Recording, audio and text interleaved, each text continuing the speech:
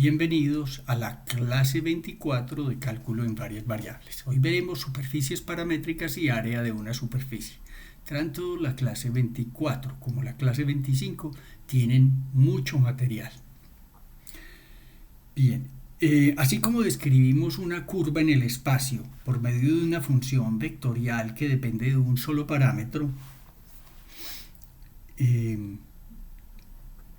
por ejemplo, algo que está variando entre A y B, y con ello describimos un objeto unidimensional, por ejemplo una trayectoria, y para cada punto T nosotros asignábamos el R de T que nos daba, digamos, la posición. Este puede ser, digamos, la posición inicial y la posición final, y el móvil, en la medida en que se vaya recorriendo este parámetro, va adoptando esas diferentes posiciones.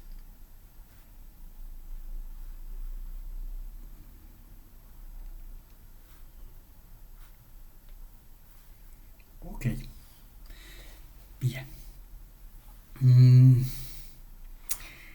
Pues en el caso de superficies, nosotros las podremos describir mediante dos parámetros.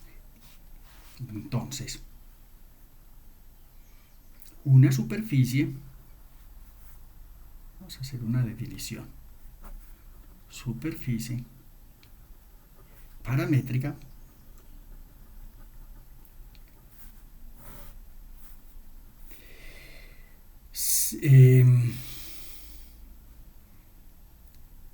es un mapa que asigna a cada, digamos, V que pertenecen al espacio, al dominio de parámetros, llamémoslo D, un vector, un punto, R de V de la superficie. Entonces requerimos pues de dos parámetros. Este R de V, pues al ser un vector tridimensional, tendrá una componente X de V por Y más Y de V por J más Z de V por K, que es equivalente pues a la tripleta X de V, Y de V y Z de V, con V que pertenece a D, que es a su vez pues un subconjunto de un plano R2. Entonces, aquí, digamos, en el espacio de parámetros V, tenemos una región que llamamos D, y a cada punto, por ejemplo, al punto V, le vamos a asignar un punto en la superficie. Esa superficie puede ser bastante general, no tiene que ser la gráfica de una función, puede ser inclusive algo, pongamos aquí algo bien exótico, como una especie como de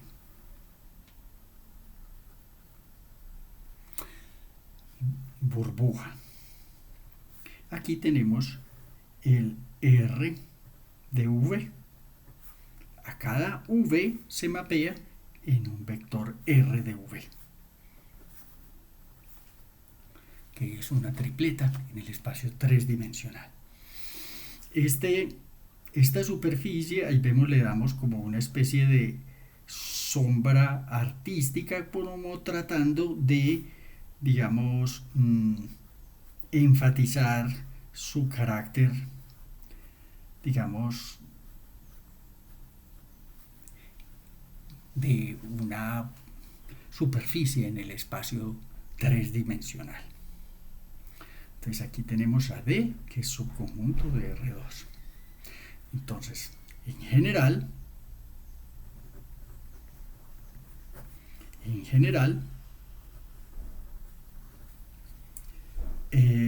una superficie paramétrica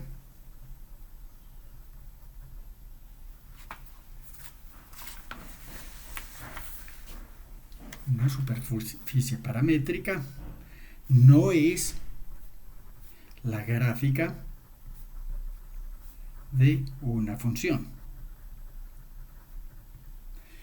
pero puede ser que haya una ecuación que caracterice la superficie, como es el caso, por ejemplo, de una esfera, que decimos una esfera x2 más y2 más z2 igual a a2 para un valor específico.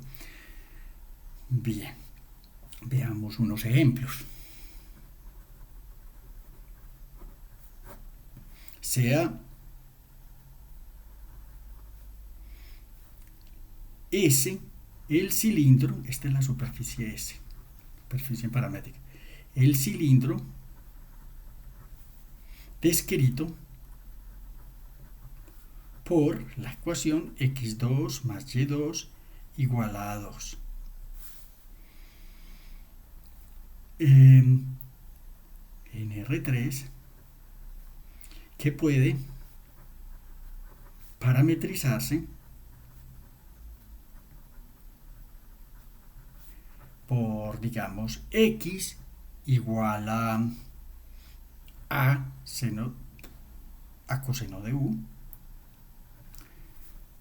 y igual a seno de u y z igual a b. Esto de llamar los parámetros u y b pues no es mandatorio. Uno, digamos, puede adoptar los que le parezcan más naturales para el problema concreto. Estamos aquí un poco tratando de mantener cercanía a la definición que acabamos de hacer, pero de nuevo eso no es obligatorio. Con, digamos, u que se mueve entre 0 y 2pi, que realmente pues sería como el ángulo θ de las coordenadas polares en el plano XY, y b que pertenece a R. No, no va a ser la gráfica de una función. Veamos cómo graficamos esto. Aquí tenemos el eje Z, X y Y. Tenemos, digamos, los puntos que caracterizan el círculo de radio A, pero vemos que la ecuación que gobierna tal cilindro, digamos, no depende de Z, de manera que cualquier altura Z está igualmente permitida. Es un cilindro, digamos, infinito. Ok, ese cilindro lo parametrizamos para hallar un punto aquí, R, lo parametrizamos con un espacio V, donde U varía desde 0 hasta 2pi. Y B está en R, es un real. De manera que es una franja infinita. Nuestra zona de parametrización. Y dado un punto, digamos, U y B aquí, yo le puedo asignar con esta asignación que acabamos de decir acá, x igual a coseno de u, y igual a seno de u,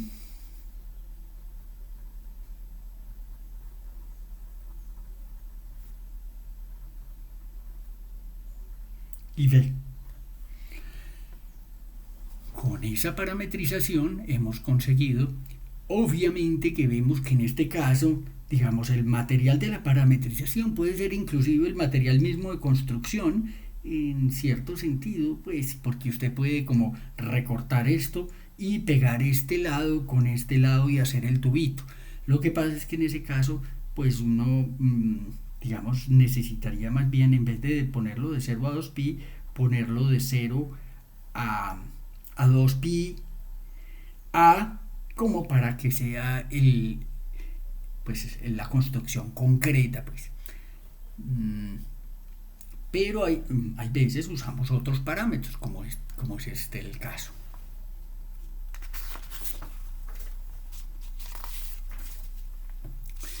Veamos un segundo ejemplo.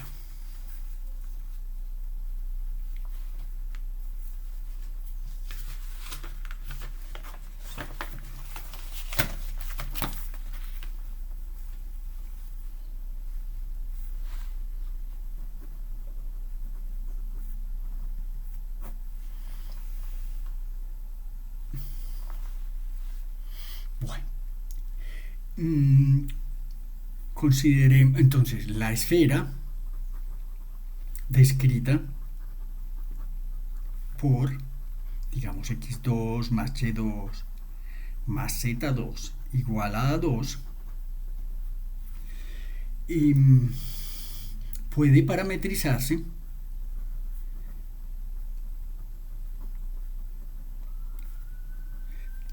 por ejemplo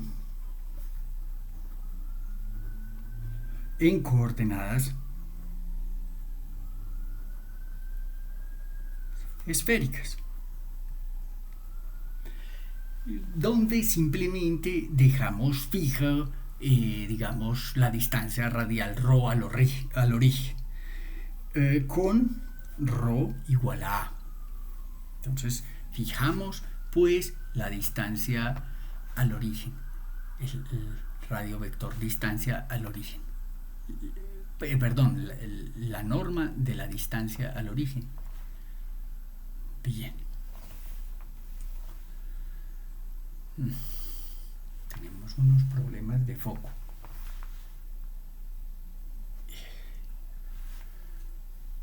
Ya. Ok. Entonces, pues usando coordenadas polares estándar, tenemos que x va a estar dado por a seno de phi, coseno de teta, y igual a seno de phi, seno de teta, y z igual a coseno de phi. Esas son, pues, digamos, las convenciones tradicionales, pues, de las coordenadas esféricas, donde tenemos que teta varía desde 0 a 2pi y phi varía desde 0 a pi.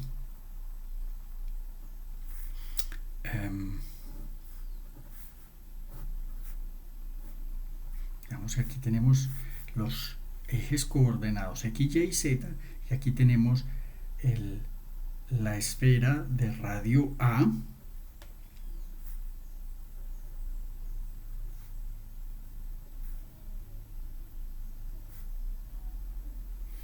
esta parte de atrás la debiera haber puesto punteada, pero no lo hice.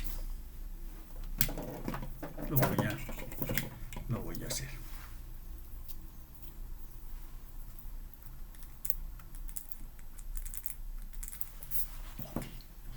Muy bien. Ahora, la parametrización que estamos usando es tal que para teta estamos moviéndonos de 0 a 2pi y para phi de 0 a pi. Recuerden que el phi es el ángulo medido desde z, desde el norte, y lo máximo que puede descender es hasta pi. Entonces, la región, digamos, de parametrización va a ser como un rectángulo. No estamos haciendo la misma escala, pues, en los dos ejes. Esta distancia es pi aquí y esta distancia es 2pi para teta. Y cualquier punto que está acá, digamos, con coordenadas teta y phi, se va a asignar a un vector r de teta phi.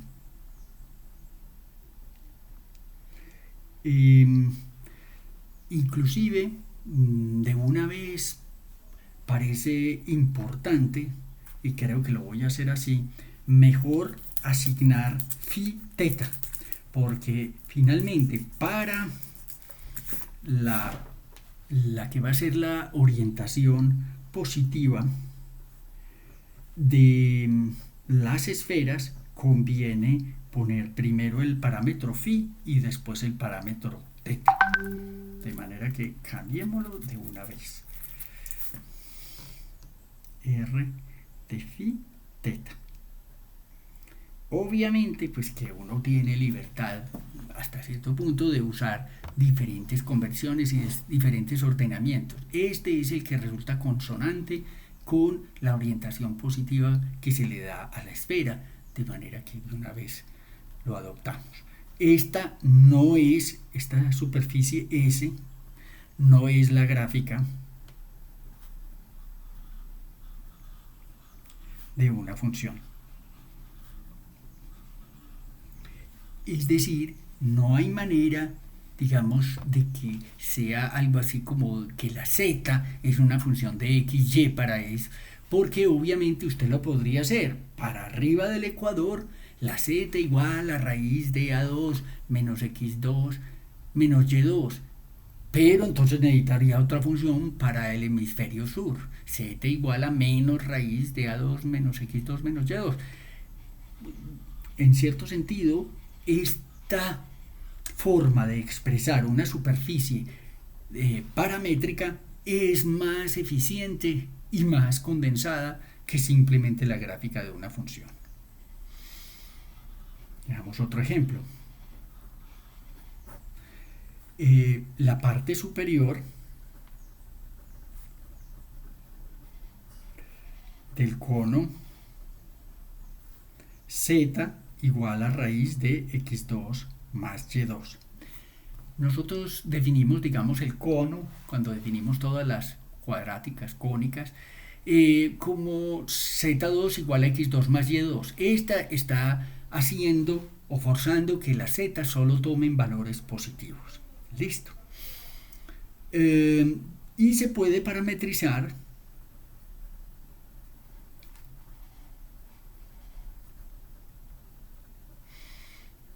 digamos, en coordenadas polares, donde realmente estamos usando como coordenadas polares, pero finalmente, como esta sí es la gráfica de una función, podemos usar un sistema coordenado que se adapte al plano XY, por ejemplo, las coordenadas polares.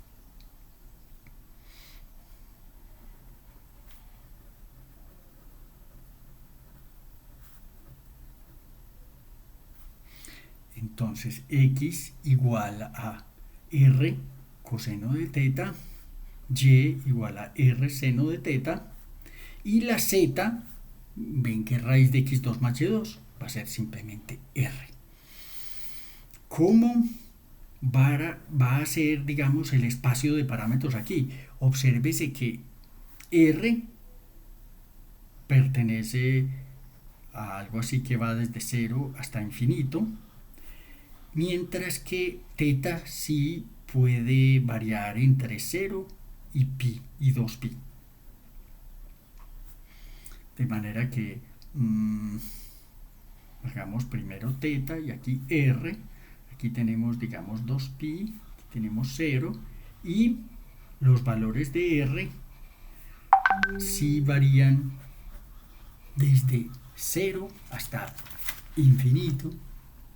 En otras palabras, pues este es un rectángulo con altura ilimitada, pero parte de 0 hasta infinito.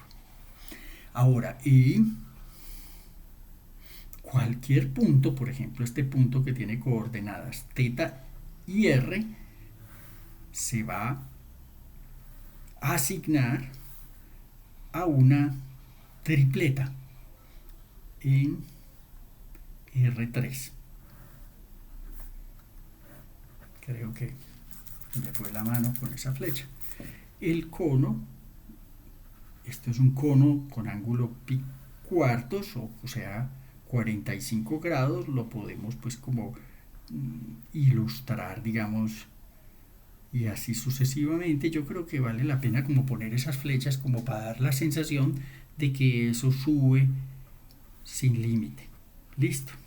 Y le estoy dando estas sombras un poquitico como artísticas, tratando como de darle un poco el perfil de lo que sería, digamos, un cono en un espacio tridimensional.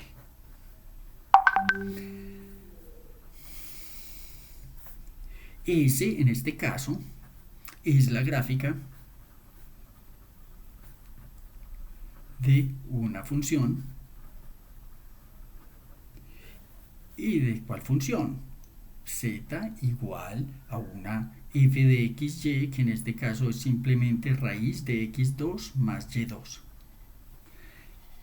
Y observe que en el fondo los parámetros que utilizamos son los que uno utilizaría en el plano XY. ¿Podríamos haber usado la X y la Y? Sí, pero bueno, usamos más bien coordenadas polares en el plano XY y estas son las coordenadas polares que se pueden adoptar. Ahora queremos estudiar el concepto de área de una superficie. Es decir, nosotros sabemos muy bien cómo, digamos, aproximar con nuestros métodos de cálculo el área, digamos, de una región en el plano XY, haciendo cuadritos y sumando sobre esos cuadritos que finalmente acaban siendo una suma de Riemann o una integral, pero lo queremos generalizar para poder asignar, por ejemplo, al cono un área. ¿Listo? Entonces, área de una superficie paramétrica.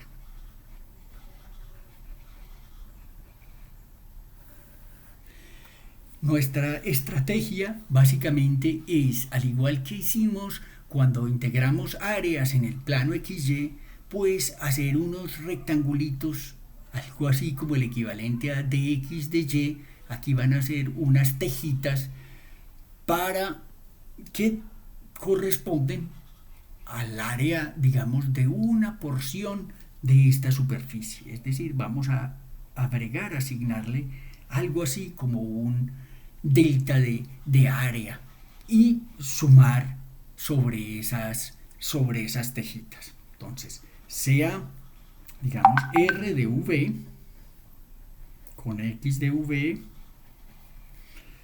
Y de V y Z de V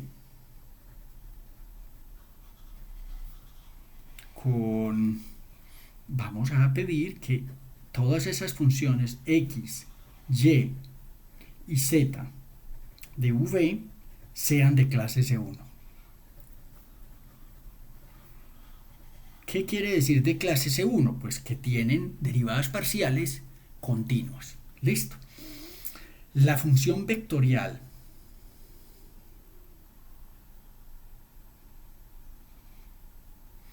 que caracteriza la superficie, esta es, sea R, la función vectorial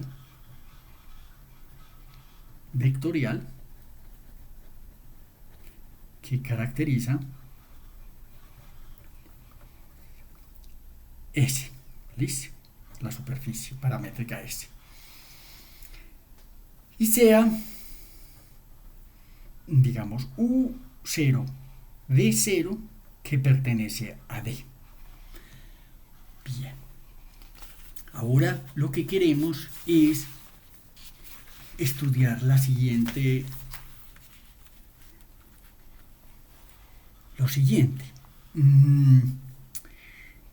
Entonces, R de U0, D0, pues va a ser una tripleta.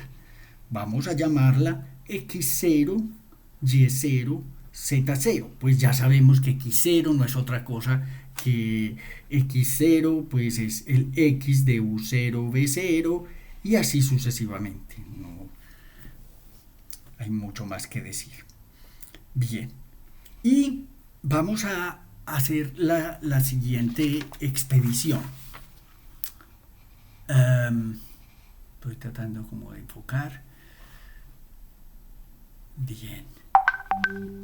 No está muy bueno todavía.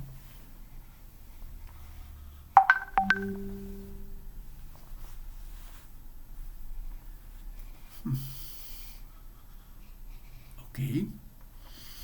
Bien.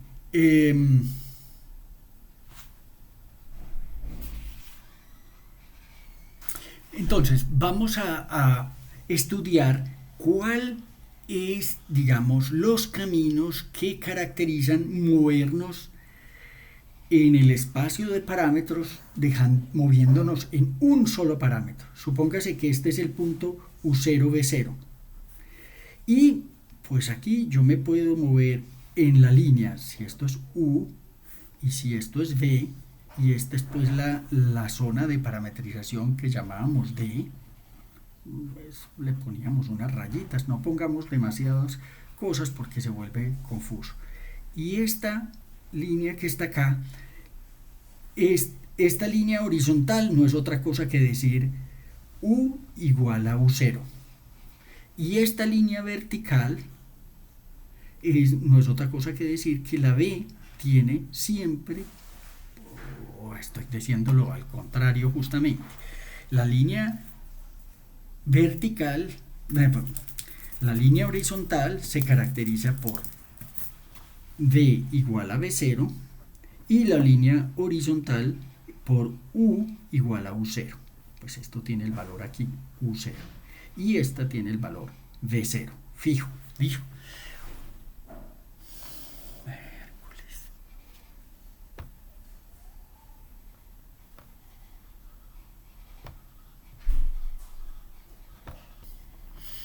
Tuvimos algunas dificultades técnicas. De nuevo, esta es el dominio de los parámetros U y D, que los llamábamos D, y aquí está el punto U0, V0, que pertenece a esa región D. Esta recta vertical es justamente la que tiene U fijo como U0. Y la recta horizontal es la que tiene fija V en V0. Listo. Ahora, cuando yo me muevo por esta recta o por esta recta, voy a tener una parametrización en cierto sentido unidimensional y voy a tener también un camino o una trayectoria en mi superficie, en la superficie S. Bien, pues entonces veamos cuáles son esos caminos. Supongamos que esta es nuestra superficie, la voy a tratar de pintar así como un poco como exagerada, algo así como una montañita, y supongamos que el punto al que se asigna U0 y V0 es el punto con coordenadas pues X0, Y0, Z0. No voy a poner mucha información porque aquí está pues digamos el Z0, pero este punto es justamente el que tiene coordenadas X0, Y0 y Z0. Bien, ahora cuando yo varío digamos el parámetro, dejo fijo el parámetro V y muevo el parámetro U, me estoy moviendo en esta línea. Y esa línea, supongamos que se acaba manifestando en esta curva que está acá. La voy a llamar C1. Pasó por aquí, pero cuando yo me muevo en esta línea, que es una región unidimensional, acabo haciendo este paseo unidimensional por la superficie. Mientras que cuando yo dejo a U fijo y muevo con V, pues hago otra trayectoria, supongamos que sea esta. Esa la vamos a llamar C2, ese camino. Ese camino obviamente tiene como una dirección en la medida en que yo me muevo, por ejemplo aquí en U voy a recorrer este camino, supongamos que lo recorremos en este sentido. Y en la medida en que yo me muevo en este camino en V, pues voy a recorrer ese camino, supongamos que me muevo en esa dirección, es decir, algo así como que parto por aquí y salgo por allá, y parto por aquí y salgo por acá. Listo. Muy bien. De manera que este punto es el que se mapea a este que está acá, por medio de R de V. Listo. Y esta es la superficie S. Le voy a poner un poquito como de sombrita, como hemos hecho, pero pues de nuevo no se trata como de hacer como de una exageración. Esta superficie parece como una guamala o algo así. Ok. Eh, Muy bien. Entonces, eh, nosotros queremos, digamos, cubrir esta superficie con tejitas. Esta es una de esas tejitas, ¿cierto? ¿Y cómo vamos a hacerlo? Pues vamos a adoptar la siguiente estrategia. Entonces, si tomamos R dejando fijo a B y variando U,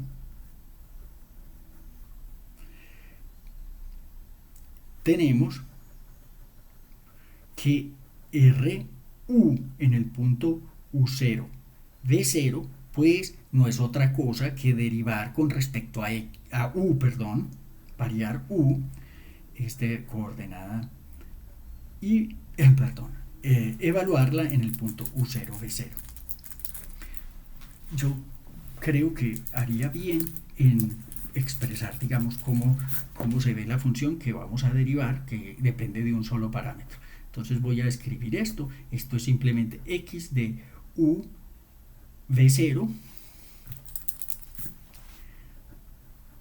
y de u v0 y z de u v0.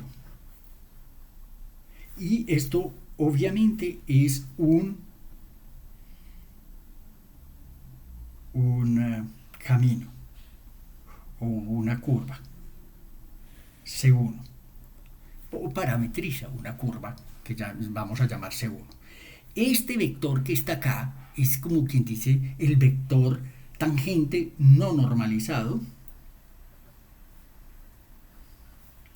Voy a derivar la y también con respecto a u y la evalúo en u0, y la z la derivo con respecto a u y la voy a evaluar en u0. Ya estaba pues evaluada en v0. Listo. Entonces este es un vector tangente a C1 en el punto x0, y0, z0, en el punto pues donde estaba, de manera que va a ser un vector como que va en esta dirección. Listo. Ok. Ahora, similarmente podemos considerar R de U0V parametriza la curva C2 y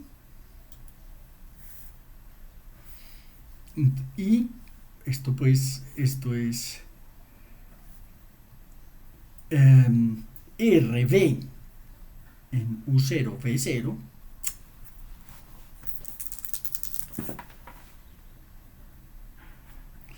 es un vector, ya U estaba fijado en U0, el que derivo con respecto a B y después evalúo en V0, de Y de B en U0 V0 y de Z de B en U0 V0. Es un vector tangente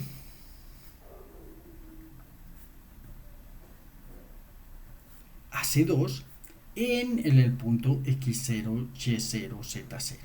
Bien, que es el X de U0, V0, Y0, V0 y Z0 y Z U0, V0, pero no lo estamos pues como repitiendo cada vez. Ahora,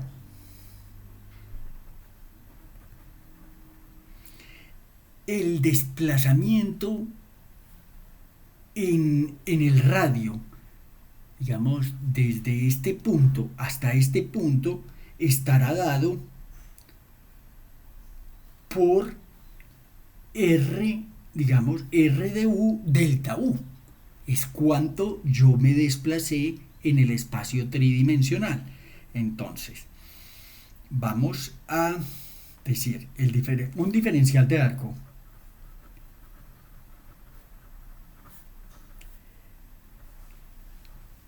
o de recorrido, a veces llamamos de arco o de recorrido, de C1 en X0, Y0, Z0 está dado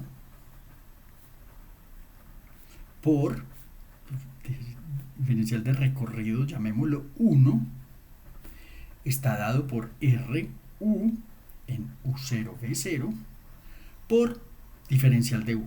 Lo pudiéramos hacer con delta U y después decir que vamos a tomar un límite infinitesimal. No vamos a hacer todas esas vueltas.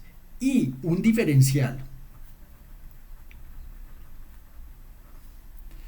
digamos, de arco o recorrido de C2 en X0, Y0, Z0 está dado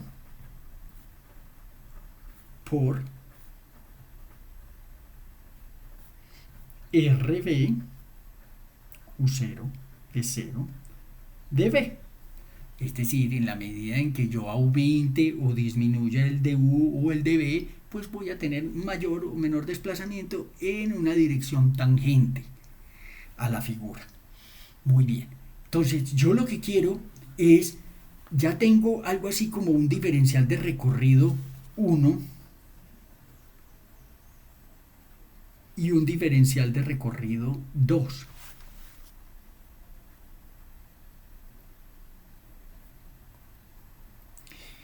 Nosotros tenemos algún aprendizaje de geometría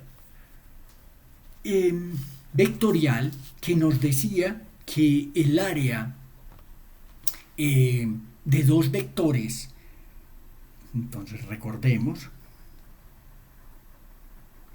que el área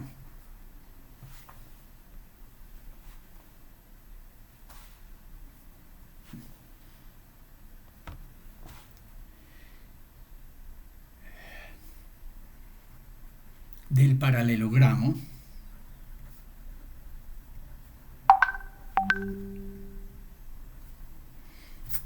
voy a dibujar el paralelogramo que digamos tiene un vector A y un vector B y el paralelogramo, completamos el paralelogramo, es esto. El área de este paralelogramo, digamos, subtendido por esos dos vectores, está dado por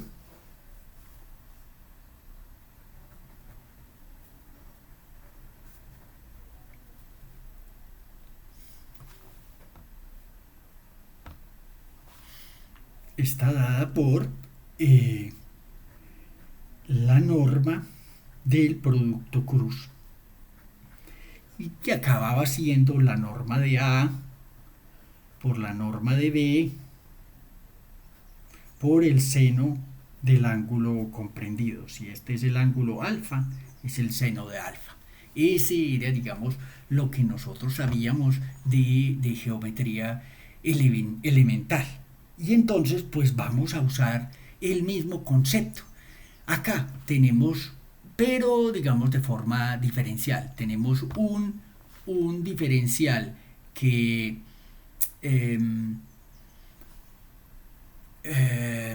va en el sentido de la curva C1 y un diferencial que va en el sentido de la curva C2 y el producto cruz de esos dos va a ser un vector cuya norma pues va a dar la medida de esa tejita particular. Listo. Bueno, cuando la hoja no está enteramente horizontal, vemos que hay problemas de foco. Bien, entonces, mm, vamos a llamar diferencial de superficie vectorial. Entonces, un diferencial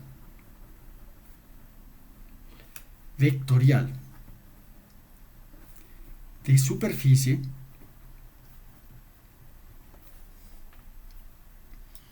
en otras palabras, pues podríamos decir es algo así como una teja diferencial.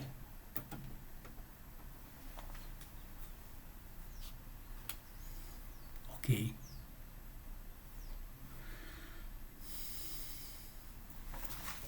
Voy a escribirlo.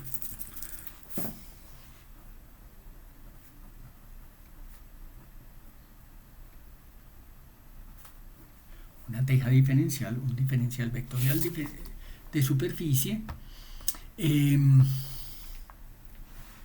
se define como, aquí vamos a tenerlo, sería ds en el punto U0, B0, no siempre vamos a escribir los argumentos, va a ser RU en el punto U0, B0, por DU, producto cruz, RB en el punto U0, B0, DB. Ok.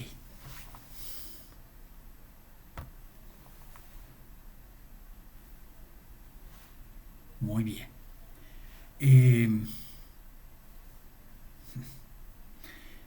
Bien. ¿En qué dirección está, digamos, apuntando esa diferencial de superficie? Sabemos que ese vector va a ser normal a la superficie. Entonces esto nos va a definir un vector normal a la superficie. ¿Listo? En cierto sentido, pues toda superficie, al igual que un camino puede asociarle un vector tangente, a este se le va a asociar un vector normal o perpendicular a la superficie. Listo. Ok.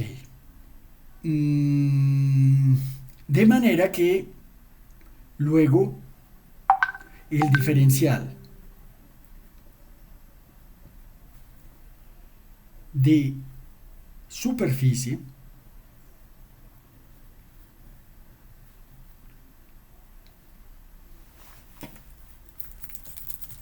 más bien del área de la superficie.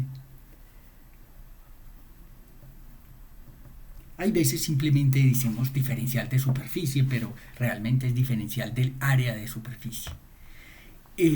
Está dado por, lo escribimos como ds, va a ser simplemente la norma de ese ds que tenemos arriba.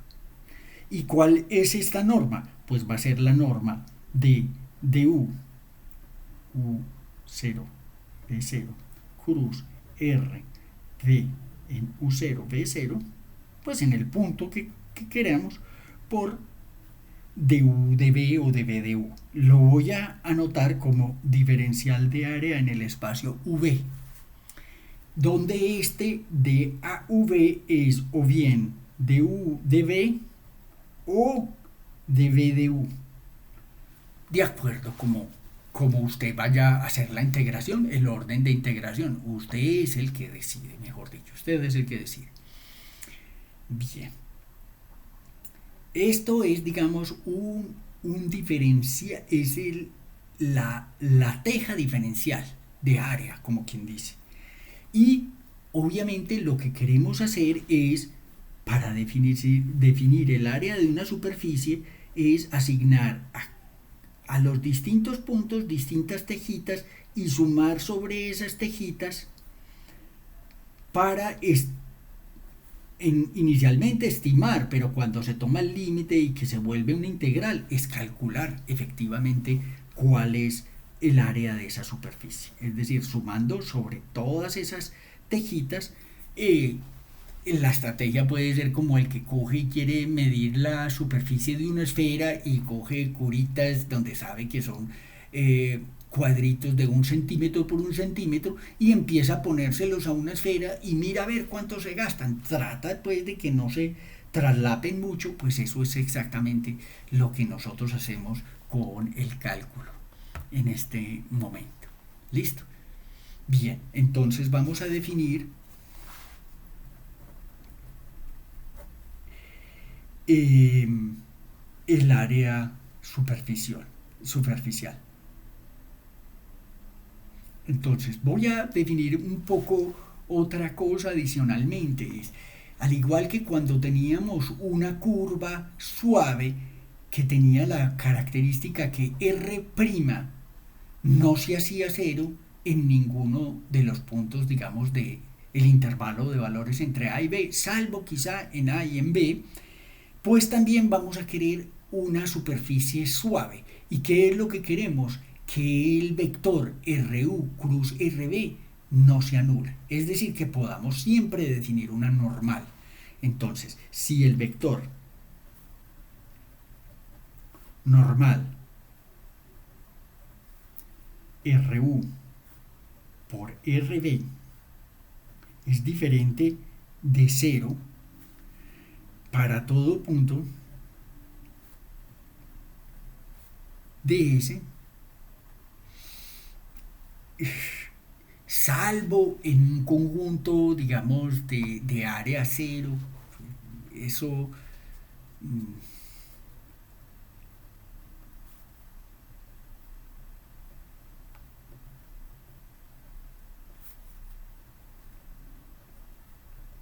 pero que pueden ser los puntos, digamos, de la frontera, a veces, salvo en esos puntos que no tenga bien definida una normal, no me va a molestar, pero en todos los puntos, digamos, interiores, yo sí quiero definir una normal, un vector no nulo, porque de ahí es donde me sale el diferencial de área que yo le voy a asignar a cada punto de la superficie. Muy bien. Entonces, entonces diremos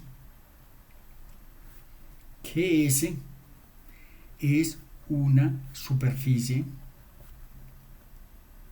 suave.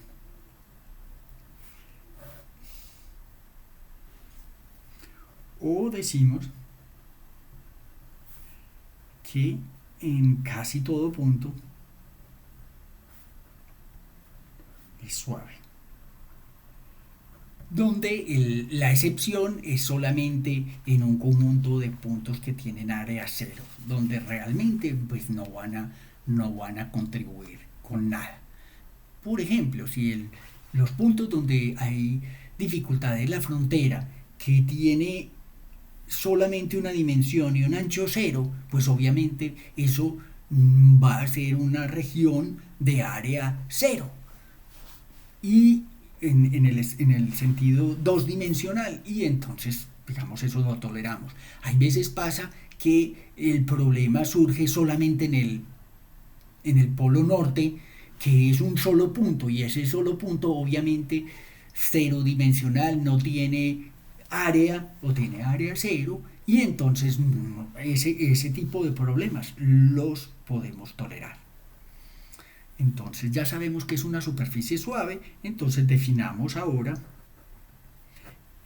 el área superficial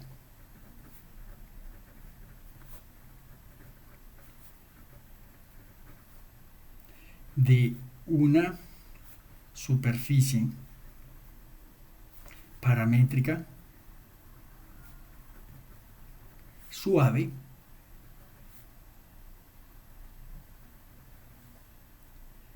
S con ecuaciones paramétricas, digamos x igual a x de v, y igual a y de v y z igual a z de v, que simplemente también lo podemos dar con un r de v de clase C1 en todo punto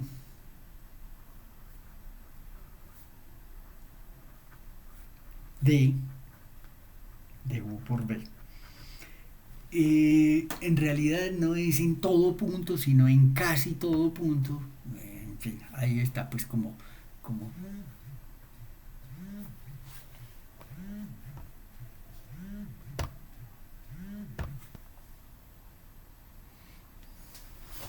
de nuevo en casi o en casi todo punto. Es decir, salvo un conjunto pues, de área cero. Entonces, el área de S denotada área de S está dada por la siguiente integral. A de S igual a la integral en S de ds. Esa integral en S de ds se, digamos, parametriza en la región D y acaba siendo la norma en el punto genérico V cruz de RU de V por RB de V. Y aquí tengo el diferencial de área en el espacio V. Ese diferencial de área puede ser de U de V o de V de U. Va a depender pues de la conveniencia propia. Listo. De manera que esto acaba siendo una integral sobre un plano de una función escalar. ¿Cuál función escalar? Esta norma que está aquí. ¿En qué región vamos a integrar? En la región D, que es una región en el espacio V, como ya sabemos. Bien, vamos a aplicar esto en un ejemplo.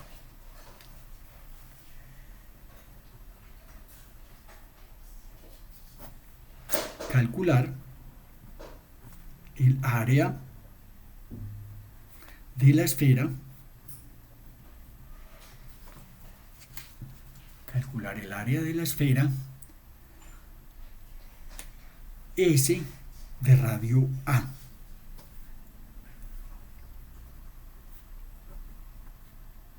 Pongamos a minúscula, perdón. Y ese cálculo, digamos, se remonta en la historia hasta la época de Arquímedes, que creo que fue el primero que encontró que era 4/3 de pi el radio al cubo. Bien, entonces considere la parametrización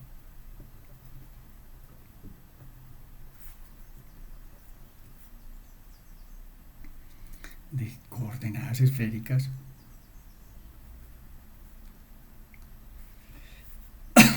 x igual a seno de phi coseno de teta, y igual a seno de phi seno de teta y z igual a coseno de phi. Bien, con phi que varía entre 0 y pi, desde el polo norte al polo sur, y teta que varía entre 0 y 2 pi. Luego, nosotros vamos a tener que R de phi teta, ojo, este orden que estoy poniendo es conveniente para la orientación que vamos a llamar positiva para superficies cerradas, que es saliendo de la correspondiente superficie, de manera que ese orden phi teta es el que va a ser conveniente utilizar. Bien, en este caso, pues esto se va a volver la tripleta a seno de phi coseno de teta, a seno de phi seno de teta y a coseno de phi. Si usted computa R phi, no voy a escribir todos los argumentos porque nos demoramos, derivando con respecto a phi, da a coseno de phi coseno de teta, a coseno de phi seno de teta y menos a seno de phi. Ahora el r teta, derivando con respecto a teta, va a dar menos a seno de phi, seno de teta, a seno de phi, coseno de teta, y este da 0, simplemente porque no depende de teta. Ahora, el producto cruz r phi cruz r teta va a ser simplemente encontrado usando, digamos, nuestro procedimiento estándar. Aquí ponemos la tripleta del primer vector, que es a coseno de phi, coseno de teta, a coseno de phi, seno de teta, y menos a seno de phi.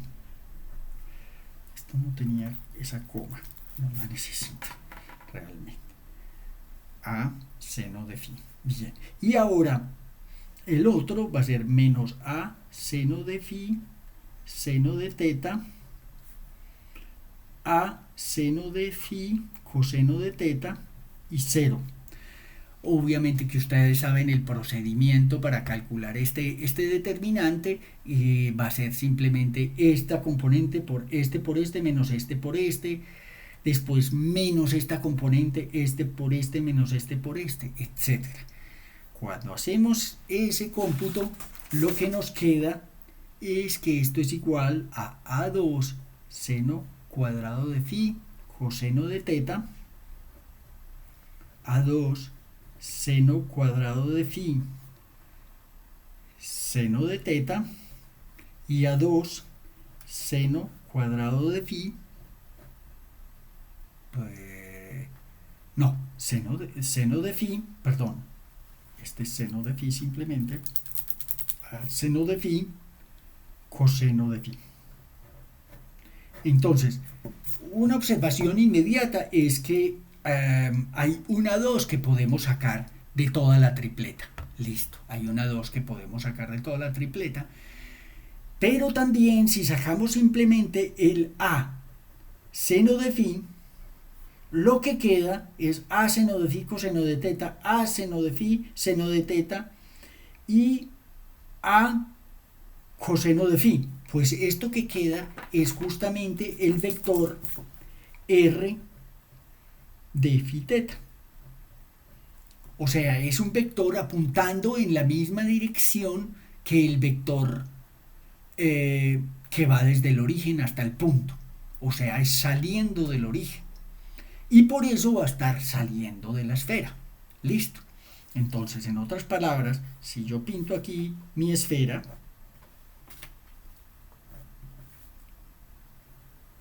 de radio A,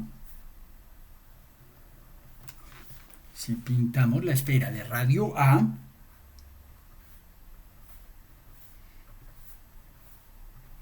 el radiovector que vamos a acomodar ahí como normal, pues sería este vector, y es saliendo de la esfera. Listo.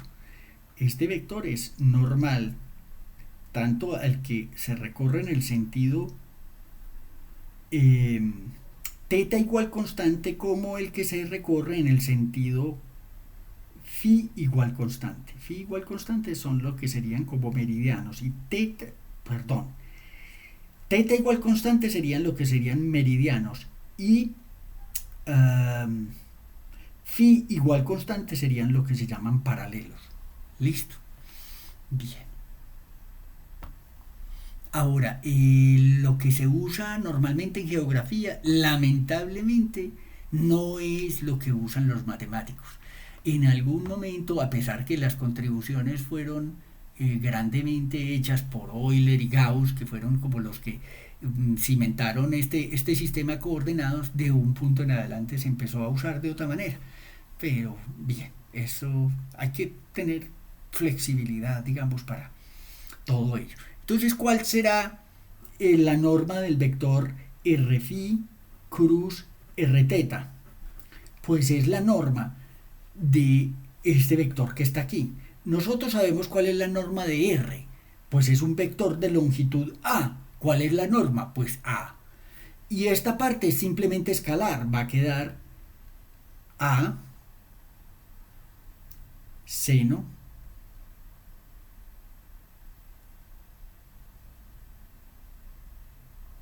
de phi por la norma del vector R phi teta. Entonces estamos saqueándole la norma a esto que está aquí. Esta parte sale. Ojo, el seno entre 0 y pi es siempre positivo, de manera que por eso yo no le tengo que poner valor absoluto. Y este vale A. De manera que lo que nos queda aquí es A2 seno de phi. ¿Ok? Muy bien. Pues el área de esa superficie S va a ser simplemente la integral en D de esta norma que acabamos de calcular de área de phi teta. Este de área en phi teta de nuevo es de phi de teta o de teta de phi según el orden que adoptemos. Vamos a adoptar el orden que el último para integrar sea teta y el primero para integrar, que va desde 0 hasta pi, es phi. De manera que aquí vamos a tener A2 seno de phi de teta. Miren que de phi se puede integrar inmediatamente. También teníamos un escalar A2 que sale de la integral, y integral de seno sería como menos coseno, que tiene que estar evaluado en pi o en 0. En pi vale menos 1 y en 0 vale 1, entonces queda menos menos 1, menos menos 1, o sea, va a quedar 2. Entonces aquí, sí, va a quedar entonces 4 pi al cuadrado. Esto es simplemente el resultado que ya sabíamos desde que es 4 veces por pi a 2, que es 4 círculos máximos. En cierto sentido, esto usted lo ve cuando se desinfla un balón de fútbol. Aquí está el balón de fútbol. Y usted lo desinfla, esto adopta como una posición, cuando se mira como desde arriba, puede usted como desinflarlo de esta manera. Le hace como unas hendiduras si lo mira desde arriba. Digamos que es su balón con estas rayas. Aquí quedan las rayas, pero usted como que lo arruga y lo pone de esta manera. Ahí usted ve que en este lado usted tiene como un pi R2, aquí tiene como un pi R2, aquí tiene otro pi R2, aquí tiene un pi R2. Queda como plausible como esperar que sea 4 pi R2, pero bueno, esta es la primera vez en que ustedes ven de dónde sale ese resultado justamente. Finalmente, bueno, yo creo que con esto concluimos esta primera parte, porque si no se nos vuelve muy largo el video. Muchas gracias.